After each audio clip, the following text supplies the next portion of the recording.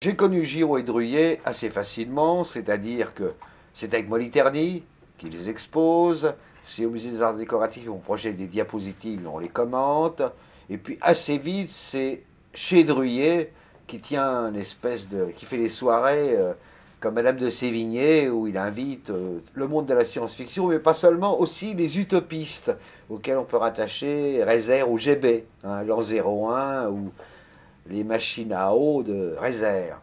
Et je me suis tout de suite entendu avec eux. Alors, Giraud, je découvrirai plus tard qu'il n'est pas si facile que ça. Mais avec moi, on va s'entendre. Pourquoi? Parce que j'adore le western. J'ai lu l'histoire de l'Ouest en détail, mais dans 40 bouquins différents. Donc, on va parler à la fois de l'Ouest, pas de Blueberry, mais des véritables histoires de l'Ouest, hein, comme le vrai Doc Holliday et tout. Alors, on a ce côté western. Avec Giraud, je parle science-fiction. Parce qu'à l'époque, il est fou de science-fiction. Il va arrêter d'en lire en 80. Pour lui, ça y est, il a fait le tour. Il n'en lira plus jamais. Il lira encore des polars, mais il lit plus de science-fiction. On parle beaucoup de science-fiction. Et puis, on parle bande dessinée. Et là, je découvre quelque chose que je vais découvrir aussi avec cet autre puriste qui est Paul Gillon. C'est-à-dire que, par exemple, c'est la grande mode de Little Nemo, puisqu'il vient d'être édité chez Auré. Et il me dit, j'adore Little Nemo. Ah, je dis, moi aussi. Je lui dis, mais au niveau qualité du dessin, perfection du trait, est-ce que Max Manus, qui fait la famille Illico, n'est pas meilleur? Il dit, bah ça, au niveau du dessin, Max Manus, c'est que ses histoires sont chiantes, mais il dessine mieux. Donc on se trouve vraiment en adéquation. Et comme je connais aussi la peinture de l'Ouest, on en parle, et comme je connais aussi l'illustration américaine, bah, quand il fera la couverture de Metal Hurlant numéro 1, je dirais, c'est la pub Mazda Edison de Max Philippe Parrish que tu as repris en mettant un monstre à la place de la fille. Et il me dira, tu sais, personne ne va s'en apercevoir. Effectivement, il faudra qu'on attende l'Amérique pour que quelqu'un le réalise. Donc ça, c'est Moebius. Druillet, bon bah Druillet, je l'ai croisé, il est plus flamboyant, c'est certain. Et quand je le connais vraiment, c'est lui qui me fera rentrer un pilote, il est dans les 6 voyages de Lon Sloan. Donc là, quand même, je suis comme tout le monde, j'en prends plein la gueule. J'en prends plein la gueule. Moebius, c'est encore le type qui fait des illustrations au club du livre d'anticipation après avoir fait Harakiri. Il est passé de Jack Davis à Virgil Finlay. Hein. Ça avance doucement, c'est très bien, mais, est-ce que Moebius va exister puisqu'il y a Blueberry qui l'occupe? Druillet, on en prend vraiment plein la gueule. Et on se dit, ce mec est en train de, à la fois de détruire la bande dessinée et en même temps de la renouveler. La bande dessinée, je suis donc lecteur, je suis donc critique, non, parce que j'étais plutôt historien, puisque je faisais des interviews ou des textes de fond sur des dessinateurs dont on n'avait jamais parlé. Anecdote amusante que j'ai oubliée dans le livre. Je vais faire la première bibliographie des œuvres de Frazetta en langue française et selon Fred Patton en langue anglaise. Pourquoi? Parce que dans Hurrah, je disais Johnny Comet, que j'avais vu dans Indians, les aventures de Funda et de son autre héros, que j'avais acheté en Warren, tout ce qui allait de Frazetta, et puis progressivement, j'avais réussi à tout trouver, dont son premier comics, on ne le reconnaît pas du tout, qui s'appelait Fonda. Donc, je fais une bibliographie de Frazetta avec les couvertures de livres de poche, après les trucs Warren, les affiches de films, les bandes dessinées Syndicate. Et j'ai un trou que j'ai comblé 30 ans plus tard. Il y a un moment, Frazetta ne fait rien. 4 ans, il fait rien. 20 ans plus tard, quand on éditera Al Cap, Lil Abner, il y aura Frank Frazetta et Al Cap présentent Lil Abner Sunday Pages. C'est-à-dire que Frazetta, à un moment, copie Lil Abner dans 2 ou 3 comics enfantins. Al Cap le repère, il voit qu'il fait mieux les nanas que lui, donc il lui confie la planche du dimanche à dessiner et à ancrer dans son style à lui. Donc mes 4 années, je les ai comblées. C'était les années où il faisait Lil Abner. Alors, je suis critique donc et machin, mais j'ai une vision assez claire de la bande dessinée qui en gros vient de mes lectures américaines. Hein. La manière de découper, les histoires à chute et tout. Bon, je parle souvent de BD avec Druillet, donc c'est lui qui va me dire, tu viens à Pilote, je t'emmène, on va faire la première histoire ensemble, qui sera à propos du Salon des Bourgets, la plus belle avion du monde, qui est un avion Art Nouveau à la Guimard, on dirait une entrée de métro avec des vases galets, qui ne peut pas voler, mais qui est le plus bel avion du monde. Et après, je pars dans les actualités de Pilote.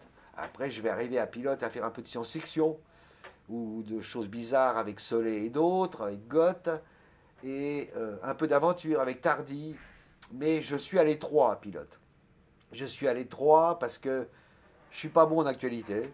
Hein. Quand on est à côté de Rezer ou de Fred ou de Mandrika, pas évident. Hein. Je vois que j'aurai jamais beaucoup de place. Je vais d'ailleurs faire une ou deux histoires sous pseudonyme à Charlie. Parfois en collaboration pour le scénario avec Mandrika.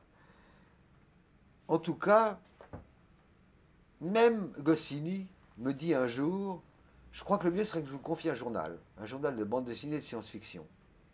Après, il va oublier. Heureusement, parce que je pense que j'aurais pas pu faire Métal avec Goscinny. À ce moment-là, l'écho des savanes est né. Et comme Gottlieb et Bretéché, une histoire qui va m'arriver aussi, n'arrive plus à remplir le journal qui passe de trimestriel à mensuel, je vais aider Mandrika. Je vais aider Mandrika de deux manières. En allant récupérer tous les dessinateurs malheureux, c'est-à-dire ceux qui n'arrivent pas à être publiés régulièrement, comme Petillon ou Francis Mas, puisqu'il n'y a plus le Canard Sauvage. Et puis, comme j'ai adoré le fanzine, qui est un ancêtre de Météorland, Witzen de Wallace Wood, que je vais rencontrer les grands Américains au premier out américain qui en soit en 72-73 par là, et que j'ai rencontré des gens que j'adorais, et je vais devenir ami avec tous. Bon, il y a quelques types que je vais récupérer. On sait qu'Hervé Kurtzman sera partant pour l'aventure. Ok, il va venir à l'écho. Après, c'est Ferchid Baroucha qui va prendre le relais à l'écho. On va ramener Wallace Wood, qui n'est pas heureux à ce moment-là, mais qui est en fin de carrière. On va ramener Kurtzman, on va ramener 3 ou 4 autres dessinateurs assez brillants. C'est bien, il fallait que quelqu'un le fasse, mais moi je suis déjà parti dans une autre aventure qui ne marchera pas qu'Esnark. La revue sera abandonnée par Nathan, tant mieux, parce que Nathan, éditeur respectable et scolaire, je pense il nous aurait fait un infarctus s'il avait vu le résultat du 1. Va arriver Métal, qui était un projet avec Mandrika. Hein. C'est lui qui a trouvé le titre. Mais Métal, quand ça va mal tourner avec Mandrika, il va me dire, écoute, faites-le sans moi. Donc on va le faire sans lui. Et là, Métal, on démarre exactement au Witzend, c'est-à-dire un gros fanzine, avec chacun sa part. Druillet, tant de planches, Druillet Moebius, tant de planches, Druillet Bianic, tant de planches, Druillet et Alexis, qui est en train de devenir un grand dessinateur réaliste, tant de planches, et moi, Gall et Corben, que je lisais dans des tout petits tirages. Donc, et puis arrive le 5-6, on doit devenir mensuel, et le premier, ça sera Serge Leclerc, qui arrive tout armé à 17 ans. Après, ça sera Margerin, qui ne croit absolument pas qu'il est fait pour la bande dessinée, mais qui finira par y arriver. Mais ça sera donc, ça mettra 2 ans. Mais après, il s'en sortira. Et après, tout le monde va arriver. Alors, ce qui est marrant, je me suis parfois posé la question, je me suis dit, mais c'est marrant, ça va pu se passer à l'écho. Ben non. Parce que l'écho, c'est une génération qui se libère, mais en gros, dans un dessin d'humour. Comme ça sera la suite avec Fluide après. Il n'y a pas encore les dessinateurs qui vont arriver à Métal. C'est-à-dire que les Chalands, les trucs comme ça, ils vont voir Métal, et c'est ça qui va les faire venir dans l'ensemble. Il faudra qu'ils voient les couvertures. Et ils se disent, tiens, c'est pour nous. Alors il y a ceux qui viendront parce qu'il n'y a pas de place à Spirou, comme Chaland, qui m'envoyait pas paître des fois, qui disait, écoutez patron, j'aurais préféré publier en Spirou, mais bon, Métal, c'est pas trop mal. Il y a ceux par contre qui viennent en disant, je suis fait pour ce journal. Alors là, là c'est parti, et ça reste en Amérique avec Heavy Metal qui est redevenu bien. Voilà. Quand on fait une revue, on n'est pas là pour la lire comme un lecteur. Donc quand on relit le numéro arrivé, on est déjà dans le suivant, et on cherche les erreurs, les fautes, le bout de texte qui a été raté, et on entoure et on dit qui c'est qui a fait ça. Et là, j'ai relu tout Métal Hurlant. Waouh, c'était violent, hein. Comment ces mecs-là, et après les mecs des maisons de disques, pouvaient continuer de nous passer de la pub, alors que, en gros, Manœuvre disait, Oui, enfin, Mick Jagger à 35 ans, il faudrait le piquer. Parce que ça y est, il dira toujours la même chose. Et sa démolition de Tardy, que j'ai acceptée, qui était scandaleuse, parce elle attribuait à Tardy des défauts qui étaient ceux de manœuvre. Hein.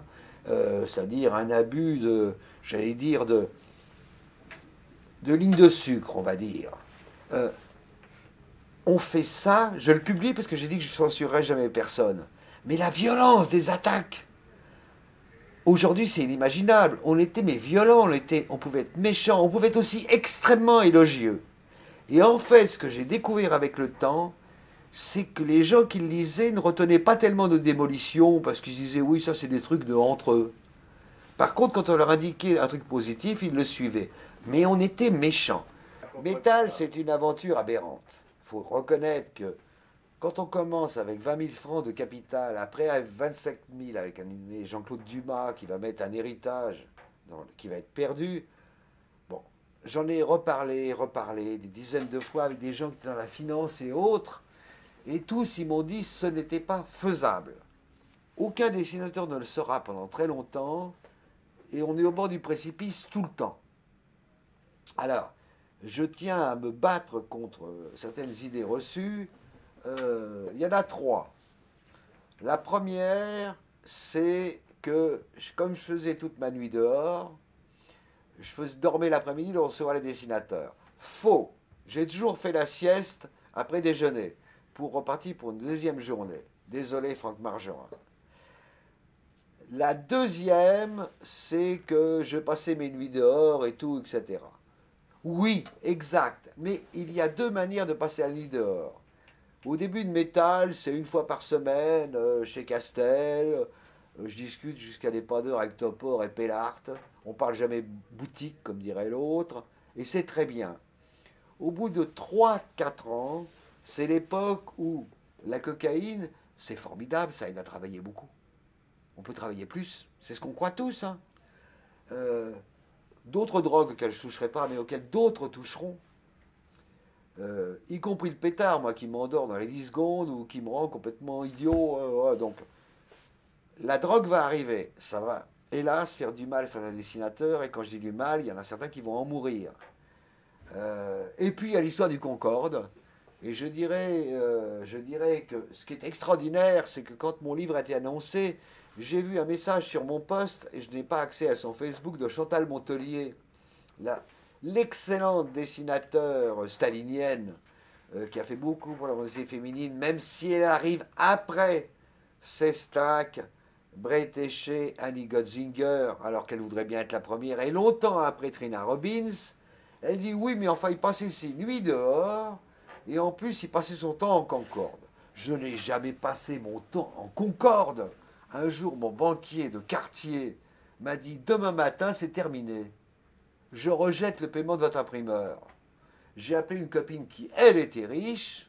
Je me suis renseigné. J'ai pris le Concorde qui partait et qui arrivait à New York à 16 heures. Au cœur de New York, j'étais à 17h45. À 17h45, je vais à la banque de Heavy Metal National Lampoon. Je rentre dans la banque, je dis on a rendez-vous avec Leonard Muggle. Le banquier me fait rentrer. Et à ce moment-là, je me fais le plus grand plaisir de toute ma vie. Parce que Heavy Metal payait un numéro pour que je leur donne les planches du suivant. Systématiquement, même s'ils vendaient 200 000. Ça m'énervait un peu. Donc j'appelle Len et je dis Leonard, I want my money. I'm in New York for my money. Il me dit non, tu n'auras pas ton argent. Parce que ça y est, la banque est fermée. J'ai dit mais non, je suis avec le banquier, on vous attend. Donc j'arrive, ils me font un chèque de banque. Je sors de là, il est 9 h du soir. J'ai bouffé un pastrami comme ça chez Carnegie, le plus haut pastrami du monde. Je prends le Woody Allen, qui doit peser 3 livres, et que Woody Allen mangeait aussi. Hein. Et puis, à 7 h, je suis au Concorde. Alors, à l'aller, j'ai découvert que la Terre était ronde. Je l'ai vu. Hein. C'est pas une blague. Quand on monte dans le Concorde à Mach 3, on voit que la Terre est ronde. Tu le savais. Mais le savoir, c'est une chose. Le voir, c'est une autre. À 9 h, je suis à la banque. Je dépose mon chèque de banque. C'est mon seul voyage en Concorde. Par contre, mes nuits d'alcoolisme, elles aussi ne coûtaient rien à personne. Parce que je suis devenu ami avec Jean Castel, qui a ses têtes. Et notre table du haut, c'est bien le diable si on arrive à payer un verre dans la soirée. Par contre, j'ai besoin de ça. Je suis un énorme dépensier dans d'autres domaines. C'est-à-dire que l'argent que j'ai dépensé, ça durera toute ma vie. C'est que je ne peux pas résister à un disque ou à un livre que je n'ai pas. Et que ce soit avec Jacques Noël, avec Les Yeux Fertiles ou Le Regard Moderne, que ce soit chez Brentano, que ce soit en Amérique, quand je tombe sur une collection complète de Mister E, de Ditko, je ne peux pas résister. Je me poste 3 caisses qui arriveront dans 2 mois, que j'ouvrirai peut-être. Mais je me suis dit, si je les ouvre, ça me fera toute ma fin de vie. Alors peut-être que mes enfants les ouvriront. Ils auront de la chance. Parce que l'autre jour, j'en ai ouvert une au hasard. Et celle que j'ai ouverte, c'était que des lettres, des échanges de lettres avec Stanley et Kurtzman. Alors, cher Jean-Paul, j'attends de vous voir à New York enfin. J'ai écrit une lettre. Ok, it's not Jean-Paul, it's Jean-Pierre, but Jean-P, ok. Et c'est Stanley. Stanley qui me fait pas ses inquiétudes sur Spider-Man. Ça démarre pas aussi bien que X-Men, mais ça va marcher bientôt. Souligné, ça marche pas, c'est terrible. Les lettres de Kurtzman, adorables et tout. Et tout ça, c'est des lettres. Des lettres d'Alex Stott, des lettres de tout le monde, avec souvent des dessins. Donc ça vaudrait le coup d'ouvrir ces caisses.